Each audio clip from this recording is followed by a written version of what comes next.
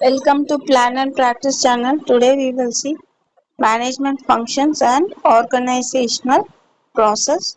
In that part 1, chapter 1, introduction to management, definition of management, we'll see today. Introduction is one of the most important activity that all of us engage in is managing. Ever since human life started either to organize for food or shelter, the elements of management were subtly seen in all these activities. History also confirms the application of management techniques which are visible even today.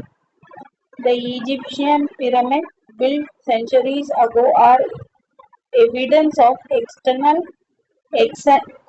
organizational skills of scores of workers in those times, thus making us believe that number of management functions were in use long ago. So in earlier times, the Egyptian pyramids they were constructed by workers where the number of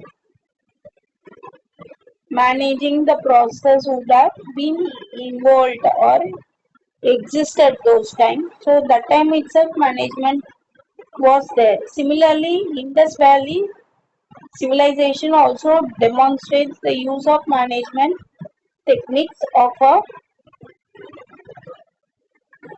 higher level of sophistication considering the time it was built. So another example is Indus Valley civilization, how it was managed, and those management tells us this concept existed very long ago. Further, these instances also show that management has been an inherent part of in human survival and organized activity as well. As societies grow, individuals could not achieve their goals individually, and hence their efforts as a group had to be coordinated throughout the management function. The groups increase in numbers, thus making the role of the managers critical for success in the contemporary contest. Competition is the key driver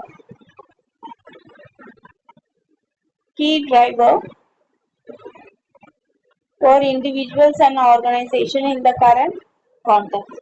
Never before the individual had a plethora of opportunities on one hand and challenging work environment on the other. So a lot of opportunities were there and challenging work environment for that opportunities were also there. The competition for the individual is for the jobs, resources and rewards, making it mandatory for learning management skills. Similarly, the business landscape has changed remarkably, forcing, forcing organization to for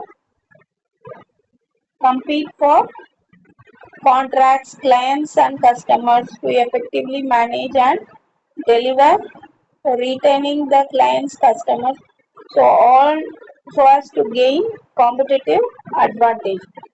This situation kindles our interest to know what is the meaning and definition of management. So all this is very interesting to learn about management. And now we'll go to see the definition of management. What is management? It is not an exaggeration to state that everyone is a manager in some measure or the other in our daily lives. People confront different situations, contests, forcing them to manage the otherwise messy situation in a planned and organized way.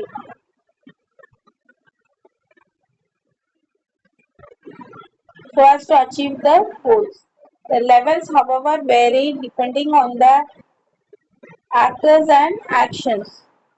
Thus, management could be understood as an activity with a goal, accomplishment, and results orientation. Since an organization is embedded with group of people working together towards an objective, management is characterized by the interaction with others in the accomplishment of the task.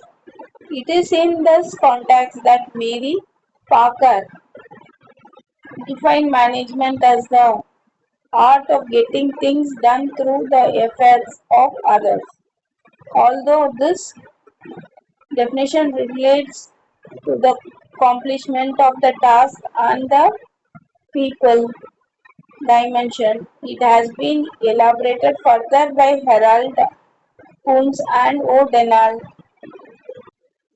when they brought the organized group into the definition. According to them, management is the process of getting things done, though the organized group efforts through the organized group efforts. So, what is management? Management is the process of getting things done through the organized group efforts. The people dimension has been the focus of Harold Kuhn when they said management means management tactfully to label it. So when you manage a group, you have to motivate and encourage them to do the work done. So that is management. As the meaning and definition evolved, the focus on the process gained importance. F. W. Taylor defined management as the art of knowing what you want to do in the best and cheapest way in spite of various definitions. The dynamic nature of management makes it difficult to have a universally accepted definition encompassing all its dimension in its entirety. So F.W. Taylor, he said, art of knowing what you want to do is the best and cheapest way in spite of various definitions. He gave one definition, F.W. Taylor, stating management is the art of knowing what you want to do in the best and cheapest way. The summary, the essence of management revolves around managing people and other resources in an organization, both internal and external, leading to the achievement of the objective of the organization. The meaning could be better understood by examining the nature of management. So what in the summary we see that the management revolves around managing people and other resources in an organization, both internal and external. That is the summary of the management. Definition says management revolves around managing people and other resources in an organization, both internally and externally, leading to the achievements of the objectives of the organization. The meaning could be better understood by examining the nature of management. So, what type of company it is, what they are producing, how many people are working, are they achieving the target, and are the people happy with the work? So many things are evolved to get the result and the goal achieved. So, all that process is involved in management. That is what managing the people and resources. And the resources, whatever they have in the company, in an organization, both internally and externally, leading to the achievement of the objectives of the organization. That is management. So, we saw the introduction to management and definition of management. Hope you all understood.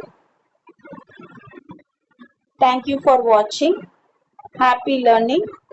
Thank you.